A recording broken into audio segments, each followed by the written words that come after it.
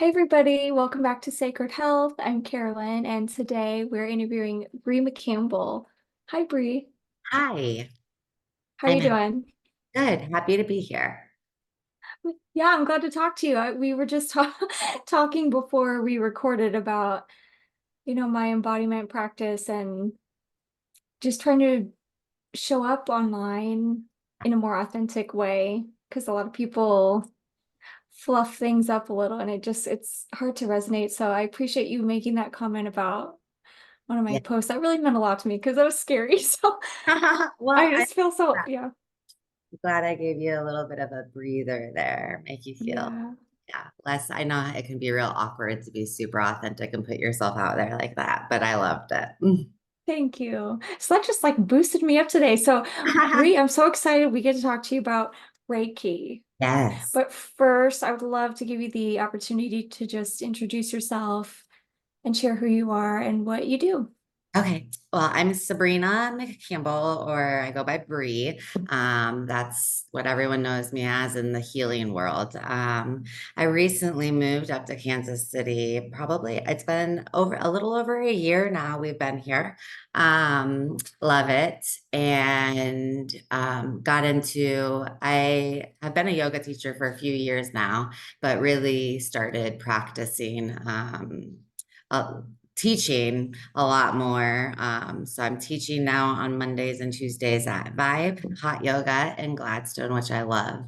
And then I do have a shop at Lotus Care KC for my Reiki on Thursdays and Fridays. So I've stepped more into the healing world in this past year than I've been in any year previous, really. My old business in Oklahoma City was actually aesthetic based. So I was doing skincare and waxing and stuff. And then I got Reiki certified back in 2021, April of 2021. And I did that because it's been a huge part of my healing journey. And I just wanted to be able to share that with the collective.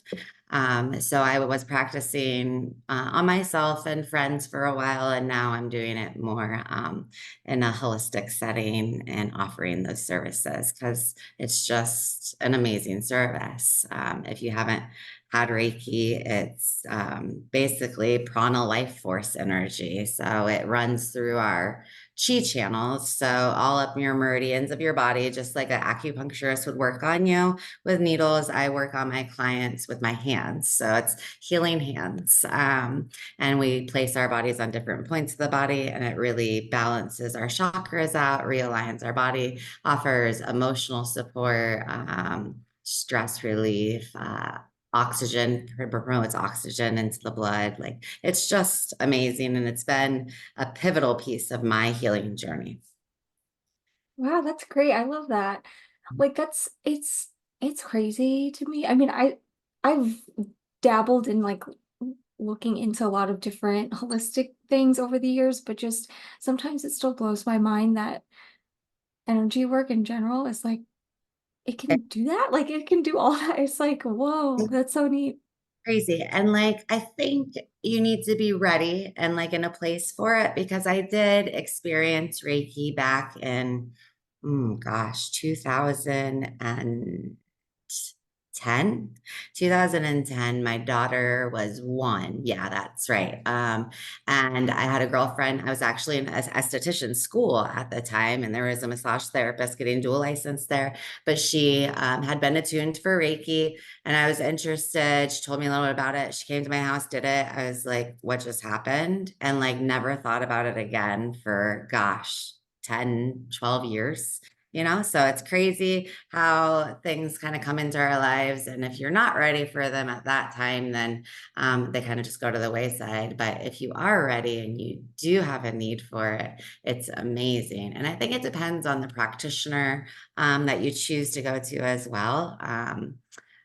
My clients choose me, I think, for my personality and because we have a connection, right? But going just to someone that you don't have a connection with might not give you the best benefit, right?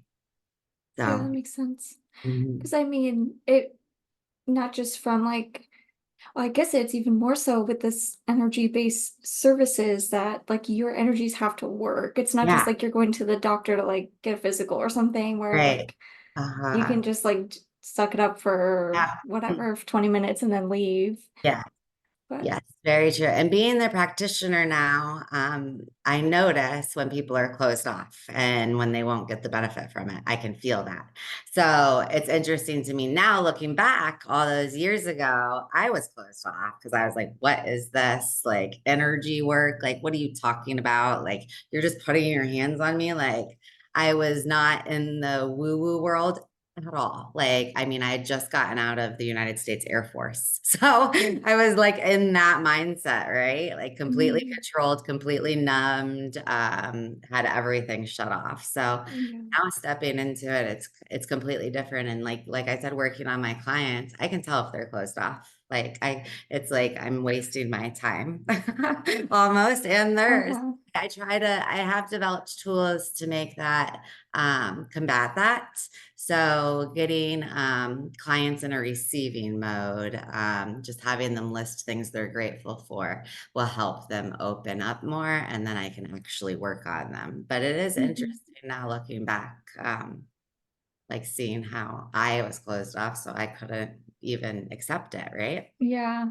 Like Mhm. accepting that it's even like gonna do anything. Right, right. Because what I mean, our minds are so powerful. And if you don't believe something is true, we're gonna be blocked. Like I Mhm. call it the veil. Everyone has this veil over their eyes, right? And when the veil starts to lift, huge things happen.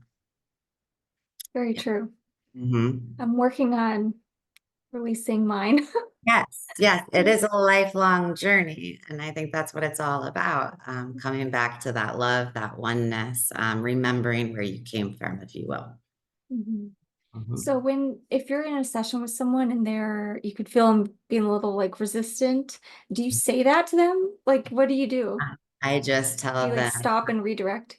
yes, I do. I stop and redirect. I don't say this isn't working or anything like that. I just simply ask them to return to things they're grateful for because I start my practice with that. I tell them that that's what I want them to do the whole time is to repeat to themselves, like just run through a list of things they're grateful for in their the entire time I'm working on them.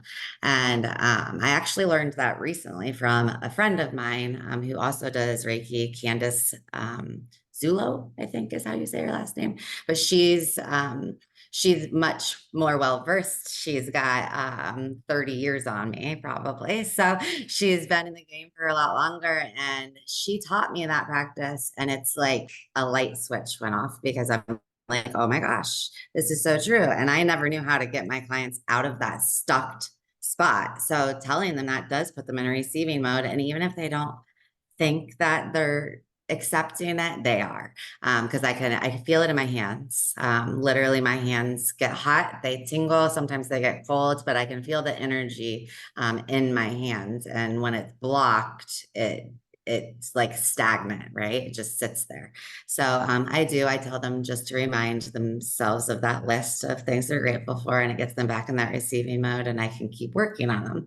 And also, the longer I'm with a client, the more they trust me, and our spirit guides work together, and it becomes a lot easier the longer clients with me. Yeah, that makes sense. Just that Mhm. rapport is, I mean, it could build into our friendship even Mhm. over time. I could totally see that. I always say clients turn into friends. Friends are never going to be clients. You'll get a few, but when starting a business, especially, I wish someone had told me that your friends and family aren't going to come to you. Like that's not going to be your client base. Uh-huh. They won't even share your posts. They won't like your posts. Like they are the worst at it. And it's hilarious to me because like they're supposed to be your biggest supporters, but they're literally the worst at supporting your business. So Oh, um, that's funny. I always say clients turn to friends, not the other way around. Mhm. Yeah. Yeah, I think it takes a select demographic of people. I think too, especially because like how I grew up, there was no woo woo. There was like Right. not, Mhm. it just like it was not. So even like Uh-huh. it's not like my immediate family even knows like I'm doing this, you know what I mean? Because it's just like it just wouldn't make sense. So Yeah. yeah, it has to be people who are at least open enough, at least with like this type of Right. field, to be Yes. like, oh, you're doing that? Okay. Yeah. That's Uh-huh. cool, right? Yep. Uh-huh. My dad's actually a pretty big supporter of mine, but he's been on this journey with me. And I don't know if you knew this about me, but I'm a medium. And when that happened, it was like I was either going to end up in a padded cell or I was going to have the support of my father there because I thought I was schizophrenic for a little while. So, but I did do when I figured out what was happening to me and I fine-tuned that skill. He's actually one of my clients. So I do work on him and I've done readings for him. So he's like mind blown by it. He's like, why my daughter? Right. Mhm. So and I Yeah. often ask that question too, like, why me? But why not me? And I feel like a lot of us are really stepping into our power and having that connection with divine source gives us that, right? Yeah. Yeah. Yeah. And I think the I'll have to, okay, I need to like remember this and like ask this. So Okay. I make the point that like I think with just the internet in general and people sharing these things publicly where like in their immediate demographic they maybe wouldn't be exposed to this type of thing. Like it makes people feel like they're not alone if they have gifts or Mhm. are curious or whatever, because they Right. see it and like, Uh, okay. So I yes. like that. And I Mhm. do want to ask you, so with the mediumship, like, can you share what that was like? Like, how did you start getting insight? And then like, Um, it happened like a roller coaster. I think I've always been gifted because I do remember at a very young age sitting with an angel and Jesus behind my couch in San Diego, California. I was probably 2 years old, and that's one of my very first core memories. And then throughout the years, I've had experiences with the spirit world, but I think I just kind of everyone wishes it away when you're little. Like they tell you, like, no, that wasn't there, that wasn't real. Like they just shoo it off. It's not even a conversation. People don't even touch on it really. It's just sweep it under the rug and move on with your day. So I think all of us are born connected, all of us, every single one of us. And I think over the years it gets numbed down. And then it was just a point in my life where things were getting real shaken up. And it was like God, divine source, was trying to get my attention and wasn't getting it. I kept turning the other way, turning the other way. So literally it happened in the middle of the night. I got woken up from a knock from like another dimension. And after that, it was like one thing after another, after another. I started seeing stuff like in my peripheral. My ears were ringing. I would feel drunk, like dizzy, drunk all the time. And then I had mediums just walking up to me on the street telling me that they had to tell me something. And the conversation that followed was, do you know that you're gifted? And I'm like, what are you talking about? So it was really weird. People were put in my path. And then I met Jessica Potter. She's an intuitive medium. She's pretty famous. She goes all over the world doing like paranormal investigations. But I did a course with her and really fine tuned it and learned how to shut it off because walking around like that every day, I can't. Like you just can't do that. Living in a different world constantly is just too much on anybody. And I feel like I probably would have ended up in a padded cell. So it was a lot for me. I don't know if it's like that for everybody because I guess I haven't really asked. I think people inherently just know that they have a knowing. There's different clairs that we have. So I'm clairsentient, clairaudient some of the time if I practice, clairvoyant and claircognizant. So clear feeling, clear seeing, clear knowing. So for me, it's like a movie reel that plays in my head. And you can't deny it because these people are people that I don't know, and I'm telling them their stories that they've lived out. So it's like, what is happening? So mhm. it's kind of crazy. I don't practice it very often. I do channel when I'm doing Reiki though. Um, And I don't know if every Reiki practitioner does that or not, because Reiki is not channeling. I want to clarify that because I have had people tell me that Reiki is channeling, and no, it's not. It's not channeling. It's divine white light. It's source energy. It's healing hands. It's not. I'm not channeling anything. It's my hands are just healing. I've been attuned to do such things. It's a gift, I think, from divine again. Channeling is completely different. That's when you're calling spirits in. I don't call spirits in when I do Reiki. Mhm. And I don't really do that when I'm channeling for mediumship, I do, but I try not to I stay away from that and I just use my intuition when I'm doing Reiki. So I'll see ailments, physical, mental, emotional, different ailments. I get a sense of what's happening in your body mostly. So I do share that with my clients after. But yeah, Yeah. it was a roller coaster there for a few years. And where there's light, there's dark. I don't like to talk about the dark. I don't like to give it any energy. It's very Mhm. real. Um, and I just try to stay away from it. And anyone that is kind of meddling in the mediumship world, I would just advise you be extremely careful, because it's like you're walking down a hallway in a hotel and you open up all the doors. You don't know what's going to come out of those doors. And we can try to close them as tightly as we can as human beings, but we're human beings. Like we don't know if we got it all back in there. So I say, if you are doing it, it's not something to really play with. It's the spirit world is very real. So I Yeah. would be very careful. That's a Mhm. great, disclaimer, or like a, what is the word I'm trying to say? Warning. Just to, yeah, just Like be really a warning because intentional. um, there's darkness. There's a lot of darkness that walks this earth. And it can be extremely scary. Especially if you have little ones, because my little ones were at home when I was practicing heavily and it was not good. I'll just say that. I'll just leave Mhm. it at that. That it's not something to be played with at all, and you need to be extremely careful. And the rooms that you're opening and closing in need to be like secure and spaces away from your home where you are living Mhm. Yeah. personally. Mhm. Yeah, fair enough. That's a good point. And so like if someone wants to, they like know about energy, very as like a generalization, but they're not like trying to do Reiki specifically or anything. They just want to like cleanse their energy Uh, themselves. Like, do you have any recommendations that someone can just do like on Absolutely. their own? Uh-huh.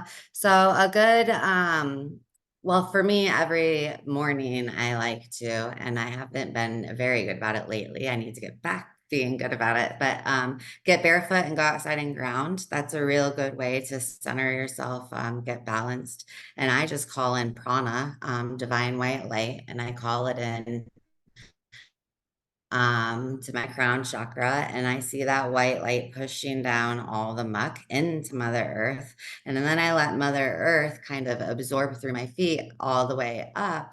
So while I'm breathing in the prana, I'm breathing out the muck, and then I'm breathing back in the earth.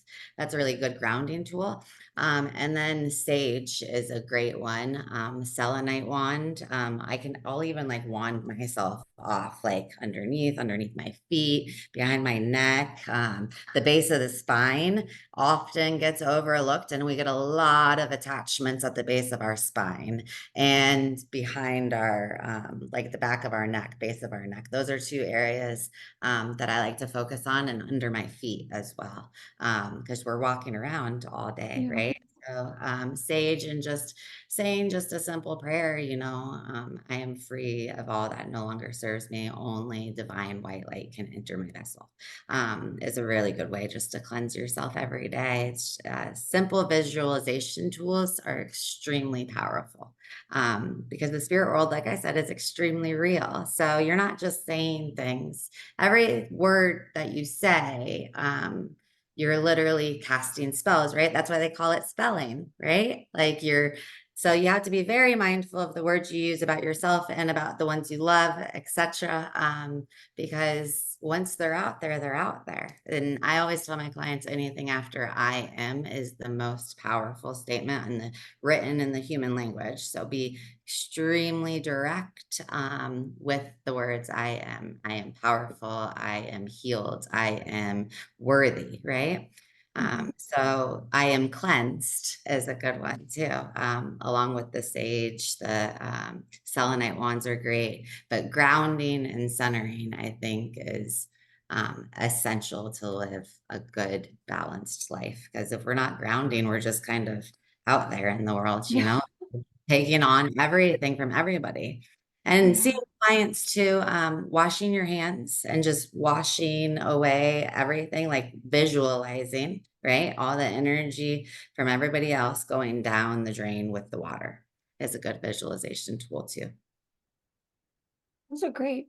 I've also tried shower in the shower as the water's like running down, like washing away Yes, exactly. whatever. Yeah. All the visualization tools, Hmm. they're extremely powerful. And sometimes they feel real silly, especially if you're just starting. The more you do it, the better you get. Yeah.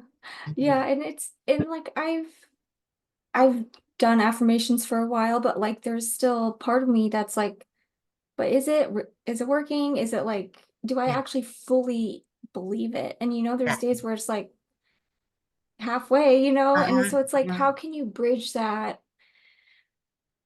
gap, of like, it's not like you're fully closed off, but you're not like in the place yet of where it's like, this is what I believe now, 100%, like can't Yes. sway me. You're kind of like in the in between.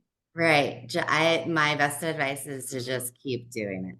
Keep doing it and you'll start seeing the miracles show up. And then you'll know, "Oh, this is working, right? And like Mhm. even in the way you feel, even in the way you look, like looking at yourself in the mirror, like you'll notice you're more bright, you're more vibrant, your eyes are lighter and clearer. People will notice too. So take notice in that. Sometimes you won't see it, but other people will. Like, did something change about you? And no, nothing. But yeah, something did. Now you're bright. You're full of that divine light energy, which is source, God, right? We all have it. A lot of us just like to numb it and don't recognize it. Mhm. Well, and that's a good point too of, I mean, yeah, like you said, it's like you notice somebody's energy changed. Mhm. And like, or you might not even like recognize that that's what Yeah. it is, but you just have like you just can tell. Mhm. So yeah, Yeah. that's a good way to put it. Mhm. Yes. So okay, so with Reiki, how would you say this is different than like body code? Like, are you familiar with that body code energy work? I think it's very similar. In emotion code or just other types of energy work that, um, I you think know, the difference probably is the attunement. So to be, I'm a Reiki master, and it took me a few years to get there because you want to be practicing first on yourself before you practice on others. Reiki 1 is having the ability to practice Reiki on yourself, self-healing. So doing that for a while, and then Reiki 2, you can help other people. So you could actually have a practice where you're laying your hands on others. I always suggest doing that with close friends and family for about 6 months before you start charging, just to kind of fine tune because we're all so different and we work with energy different, right? My Reiki practice is going to look. I don't talk during mine, and a lot of people do. They'll talk to you the whole time. They'll tell you like what they're feeling and kind of lead you through breath. Tell you different things like open up your womb, etc., etc. I am quiet the entire time because I am a medium. So I'm hearing downloads coming in for you specifically. So I'm writing those down when I'm doing Reiki.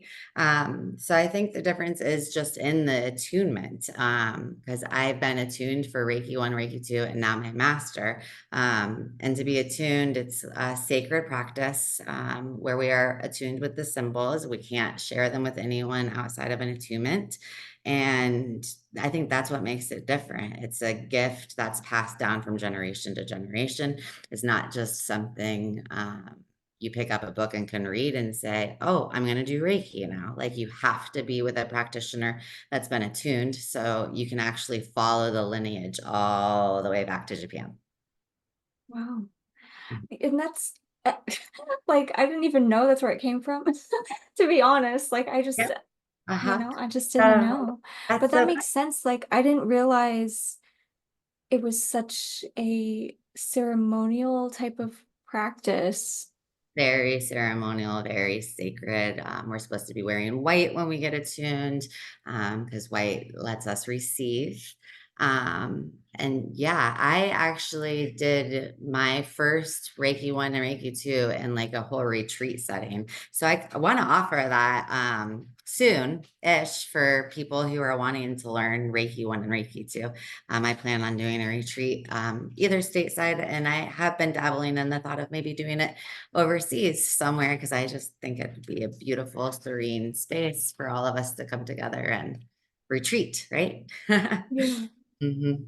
sounds wonderful. So how does it work?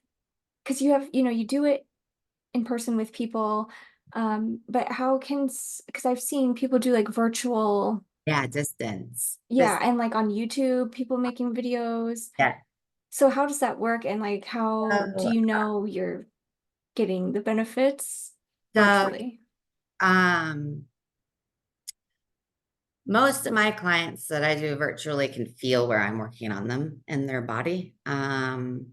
It's very interesting when someone's doing Reiki and doing it right and has been attuned.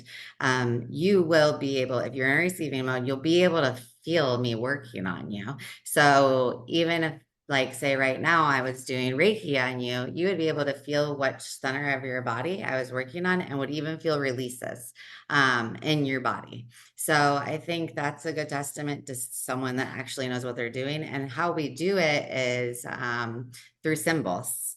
So I will put you in that receiving mode again. Typically I do Reiki on Zooms, but I'll turn my camera off so I can do my symbols on you. And I'll put you in a meditative state. And then, yeah, there's a distance Reiki symbol, but it's extremely powerful. I even use it in practice in person. Okay. And I think now I understand what you mean by symbols because I've seen even on Instagram or on YouTube people doing Reiki and their hands are Yeah, moving our hands and are doing talking things, but like I didn't really know what was happening. Yeah. So that's what that is. Okay. Yeah, yeah, we're doing these symbols. There's different ones. Um, I need to grab a charger. Hold on one No, second. you're good. Um, but yeah, there's different ones for different things and different angels that you're working with. Um, different angels are associated with different symbols, etc. too. So say I want to work with Archangel Raphael. I don't think Raphael is actually um I don't think he's associated with the symbol actually. But the cool thing about Reiki and being a Reiki master is we fine tune it that we have our own symbols. So I have created symbols for all the angels. Archangel Gabriel does have Zonar is the symbol for Archangel Gabriel, which is pretty cool. So there's like different symbols for different things, depending on what we're trying to work on, what we're doing. Is working with archangels specifically part of Reiki? I don't know, it's in the Reiki book, so I imagine it is. I don't know if that's something that just organically happens for me. But yeah, because we're working with spirit guides, we're working in the spirit realm, and I work with Archangel Michael, Archangel Raphael, Gabriel, Ariel a lot, a lot, a lot, a lot. So I think it is. I think, yeah, it is part of Reiki. In my last book, I know I read about it in my Reiki 1 and 2 attunement. We touched on archangels, but it wasn't like a whole thing. It's mostly the history behind it, the story behind it. so the story is this man wanted complete enlightenment. So he asked a shaman, how do I find this enlightenment? And jokingly, the shaman told him, well, true enlightenment is death. Like when you're fully enlightened, you pass on, right? And he took that very literally. And he went to the top of this mountain in Japan and sat there meditating and fasting. No, I don't think he had food or water. I'd have to double check on the history of it. It's been a while. But the story is this divine white light came down. He stood up, he fell down the mountain, he hurt his ankle, and he had the wherewithal to put his hands on his ankle with that divine white light. So that's kind of where the story came from. So its source is what you're actually working with. It's the main source, divine, God, universe, whatever you want to call it. It's all the same thing. It's all energy. It's all love. It's love. That's the highest vibration is love. So that's what I work with. And yeah, the archangels come in often for me. Oh, that's cool. And like and I'm not like super familiar with this as from like a religious viewpoint or anything, but like I've heard, archangels with like Catholicism and Christianity, that like biblical really, um, where things like that are discussed.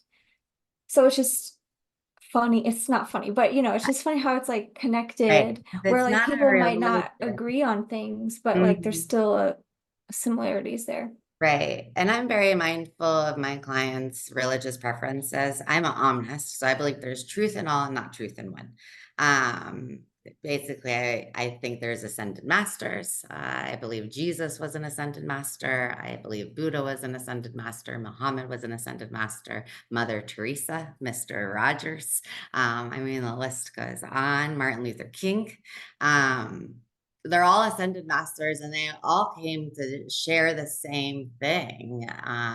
What we're searching for is here. It's right inside of us. Everyone's looking outside of themselves to fix themselves when really they need to turn inwards because that's where God is. That's where he resides. That's where this life force prana comes from. It's everywhere, but it's in you first. Like we're all made in his image as like a typical Christian Bible would say, right? And but to me, it's all energy. It's like it is, it was, it always has been, it always will be. It is, I am, I was, I always have been, I always will be. It's like the same exact definition, right? It's Hmm. energy. Everything's energy. So I don't think that Reiki is a religion in any form of the means. It is a practice that connects you to source, divine white light, whatever you want to call that, but it's in you. The energy is Yeah. in you. So you're doing the work really. So when I'm laying my hands on you, it's that divine white light source energy, but you're really doing the work. I'm just facilitating your healing. Wow. That's so neat you say that because like this is synchronicities, okay? Yeah. Because it's like today or yesterday, I started doing this stream of consciousness writing. I did an interview with this other girl, Kaya, last week, and she was talking about that. So I'm like, oh, that sounds good. I'll try that. And so you're just like writing whatever the fuck is happening. You just Right. start writing stuff. And Automatic writing. yeah, Mhm. yeah. Yep. And I, oh, it's so crazy because what I was getting was like like me, I'm talking about myself, but it's like you have the answers within you. Yeah. Like keep doing what you're doing, like keep showing up as your authentic self, like, Yes. and just more things will make sense the Mhm. more I step into that. Right.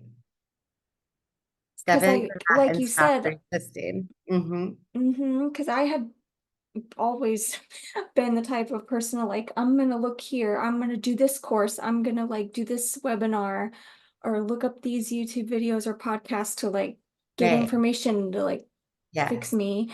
And But yeah, it's while I can implement things, it's yeah. like not the same. So that's So very interesting you said I that. love that that's coming up for you. And something I'll share with you that Dashama shared with me, which another guru shared with her, is that we all have access to divine wisdom.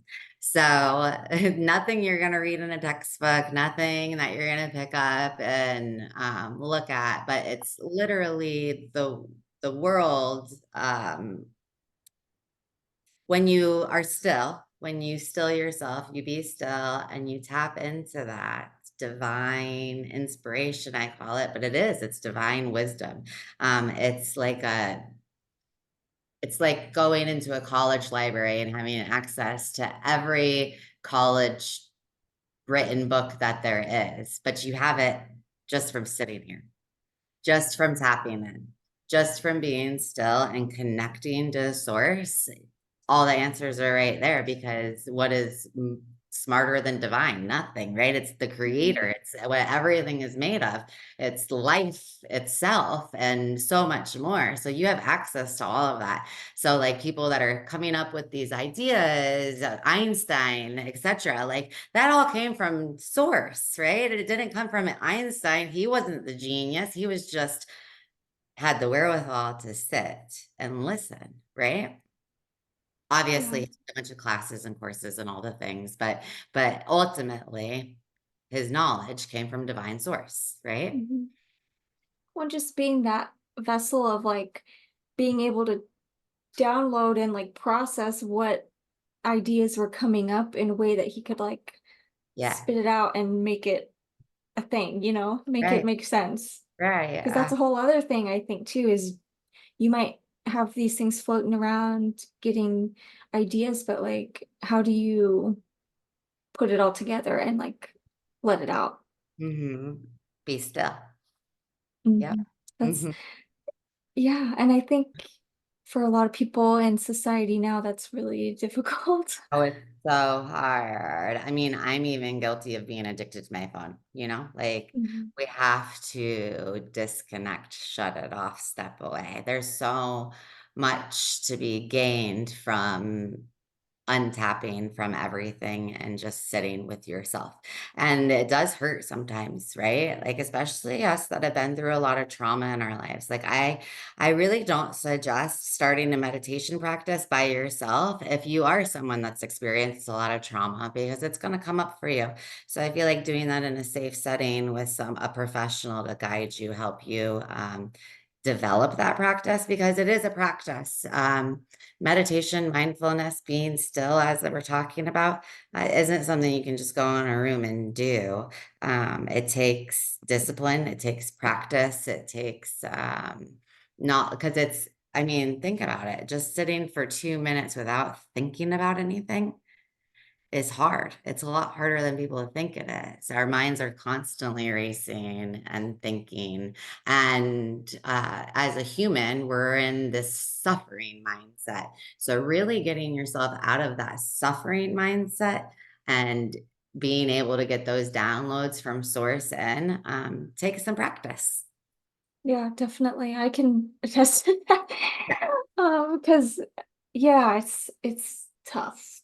Yeah. And like there's some days where I feel like I can make some progress, but it's definitely not consistent. Like my brain just it's all over the Right. place. It's Uh-huh. like all the time. Yeah. And Yeah. even when I'm intentional about like, the phone's put up or I'm doing this and I'm gonna meditate and like even if it's a guided meditation where it's easier for me to like be still because I can at least focus on Yeah. something else, Mhm. it's still like it's the most random stuff will pop in my head, like Yeah. a random movie line like Uh-huh. that I wasn't thinking about at all prior to that. I just like Because you're you tapping know? in. You're opening up so many blocks in your brain. So your brain's a funny mechanism. So when you're meditating and that happens, you're coming across that, you're opening up a center in your brain that you haven't tapped into in a while. And also our brains can only hold on to so much. So a lot of times when like a verse to a song comes up or something, we got a song stuck in our head, it's because our brain's purging that to receive more information. So you're probably receiving, but you're focused on the song instead of what you're receiving. Yeah. So then okay, so if you're in that and the song is going and it won't go away, but like how can you like redirect your focus from something that's just like So it's another, so blaring in your mind, you know? Yes, another visualization tool that I use is I literally put that bubble on the cloud and I blow it away. Wow, that's so Yeah. powerful. It's something Uh-huh. that's simple. Yeah. It's super simple, but it's a visualization tool and it helps. And it, like, again, it sounds really silly. Like you just blow it away. Like, yeah, that's exactly what I do. I just blow Mhm. it away. Just be the observer. So learning to be the observer in those moments is key. I think that's it, like our brains are so funny, like our egos, man, because it's like it makes things so complicated Yes. when it doesn't really have It's to be at right. all. Uh-huh. Keep it simple, stupid. Yep. Right. Yep, I heard that in middle school.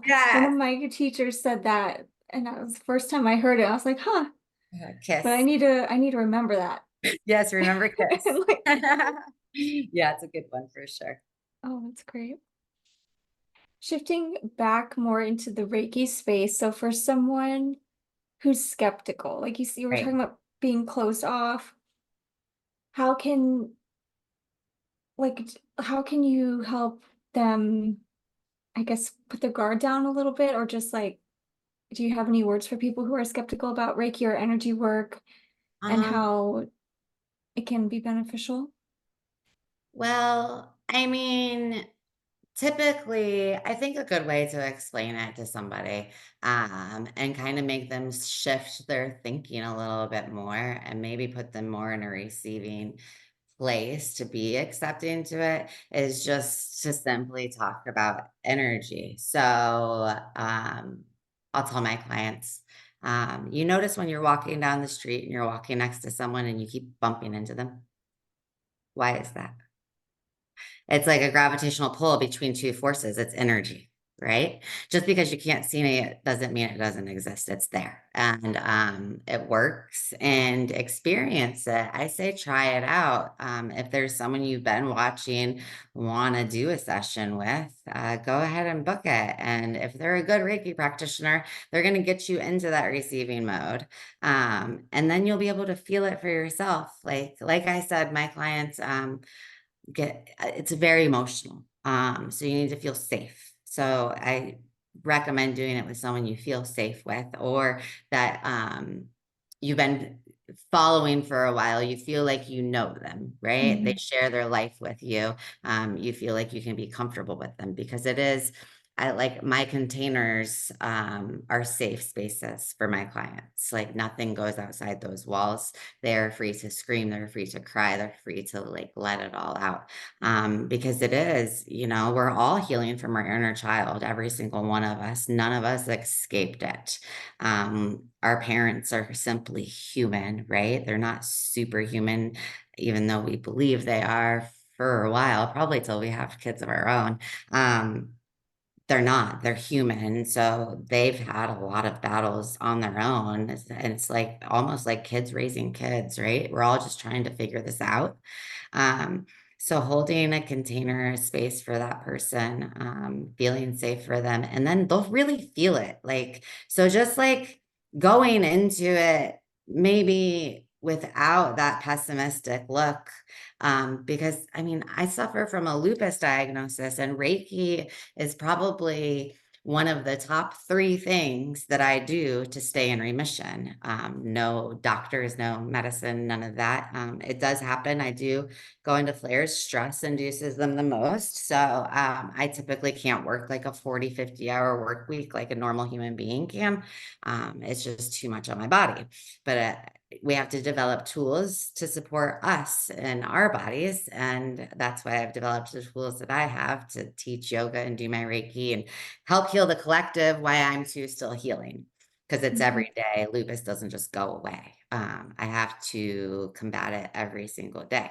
But it's been such a huge, pivotal part of my healing that I just want everyone to try it. Like I want to scream it from the rooftops because it's like just the release you get from it alone is like, where was that? Like, well, I was holding on to that for how long, right? Like, and it's just gone and you're lighter and you're freer and you feel better and you don't even really know why you feel better, but you do. Yeah. So you just keep doing it. And literally, it's been in my practice all the time. I mean, I got attuned in April 2021, but I still go to practitioners. Like I go see Candace when I need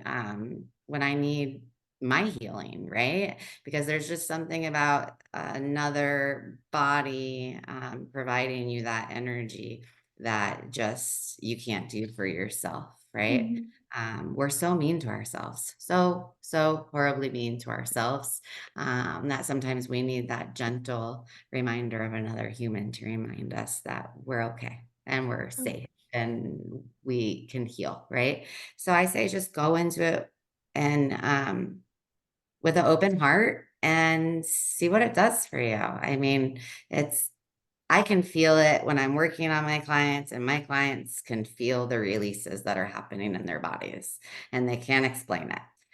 Most of my clients leave after a good cry. So, yeah.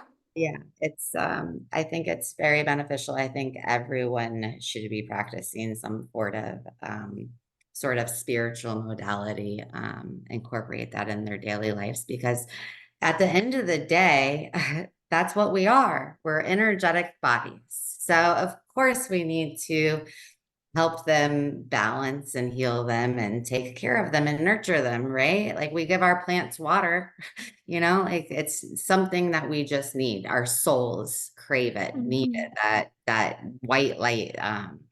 And a lot of us are just walking around with all of these outside forces. I mean, all the noise around us constantly. We just need that reset. So I say, give it a try. That's great. I love that, and that yeah, that just brings up such a good reminder to myself, but even for other people listening that like it's so easy to get caught up in what's going on, the stress of life or just stimulus of like all the things happening that it's so it's essential to have a Yeah. reset or you're Mhm. going to lose your mind pretty Right. much, right? And Or we're like like, your body's going to break down. There I mean that's a whole other thing. and we're human beings. Like we came into this world to be disconnected from oneness. The goal is to get back to oneness, right? Like that's the whole goal. That's the whole name of the game. That's why we're here to be separated from oneness and find the lessons and getting back there. What I know to be true from being so in the matrix for so many years of my life, that the other side of it's beautiful. So step into it. I mean, what are you gonna lose, right? Nothing really. A few bucks, Mhm. I mean, we throw away our money at Starbucks every single day. Like, so it's just, I think it's something that can benefit you more as a human being, than that cup of coffee. Because at the end of the day, we're humans and all this noise around us is not natural. Like it's not natural. We're filling our bodies with nothing but toxins, chemicals, packaged foods. We don't even go to the grocery store and pick up a thing of meat. You don't even see where that came from. Where was this cow raised? It's just, we're Mhm. so disconnected from how we're truly supposed to be living that I think it's a good practice to incorporate into your life to kind of bring you back to center, to the humanness of you, right? Mhm. That's a great way to end this. That's a great way to put it. And just yeah, I love that because Yeah. it's just like I said with synchronicities, like the things you were saying was like stuff that's been going Yeah. on in my own head. So yeah, Love that. Love that. Love that. love that. Thank you so much for talking with me. I do want to give you a chance to share, your socials or anything, if people want to get in touch with you, and if you're local to the Kansas City metro area, how they can get in touch with you to book a session. So my website is songbirdhealingkc.com. And you can book there on the landing page. That'll take you to it's under Bri. It'll take you to the Lotus Care Schedulicity scheduler. And like I said, I'm there every Thursday and Friday. I do have a beginner meditation service that I offer. So if you're learning to learn how to meditate, that's a great way to start. And then I do offer hour-long Reiki sessions, and then I do offer hour and a half long more. We start with Reiki and we go into somatic movement to really get that full release. That's more of a like one-on-one coaching where we're going to set up a plan, and you're going to be coming back and you're going to have homework to go home with, right? I give all my Reiki clients homework to do, but the 90-minute sessions are more geared towards like a full coaching embodiment, where you're really trying to shift and release, right? Because we all have that stored trauma, and somatic movement, just like yoga, can be a really good release of cells, like trauma that's holding onto our cells. So getting rid of that, so you can live a more abundant life, really. Yeah, that sounds awesome. Yep. So songbirdhealingkc.com. And then my Instagram is bri.mccampbell. All right, cool. I'll put all that in the show notes and Awesome. description. Like I always forget these simple words, like the box where you can see extra Yes, yes, yes, yes. information. Uh-huh. Yeah. All right. Oh man, that's funny. All right. Thank you so much, Bri. I do appreciate you. And thank you for taking the time to chat with me. Absolutely, Caroline. It was great. All right, guys. Thanks for listening. I'll see you next time.